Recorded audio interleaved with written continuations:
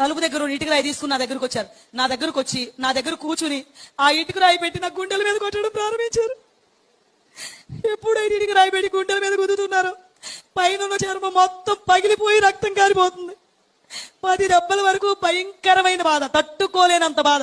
విపరీతంగా వచ్చేసి చర్మం అంతా పగిలిపోతుంది, రక్తం కారిపోతుంది. విరిగి ఎలా పడిపోతుందో అలా నేను బోర్లాగా పడిపోయాను. ఎప్పుడైతే నేను బోర్లాగా పడిపోయానో ఆయనకి ఎంత బలం ఉంది, అంత బలంతో ఒకే ఒక్క దెబ్బ వేశారంటే అది వేడి వెన్ను పోసుకు అడ్డంగా దిగిపోయింది గోడలు. నిజంగా మన దేవుడు గొప్పవాడు కనుక నన్ను బ్రతికించాడు, కానీ లేకపోతే వెన్నుపోస 2 ముక్కలైపోవాల్సింది. ఆ బాధను భరించలేక మళ్ళీ అరుస్తూనే వెల్లికిలా తిరిగిపోయాను. ఎప్పుడైతే వెల్లికిలా తిరిగానో ఛాతి దగ్గర నుంచి మోకాళ్ళ వరకు ఎక్కడ అవకాశం ఉంటే అక్కడ అదే గొడ్డలు పెట్టి నరిగేస్తున్నారు. ఇటు అరుగుతుంటే అటు తిరుగుతున్నాను, అటు అరుగుతుంటే ఇటు తిరుగుతున్నాను. అనుకోకుండా ఒక గొడ్డల దెబ్బ వచ్చి కరెక్ట్ గా నా ఎడమ వైపున ఉన్న మోకాల్లో దిగిపోయిందండి గొడ్డలు.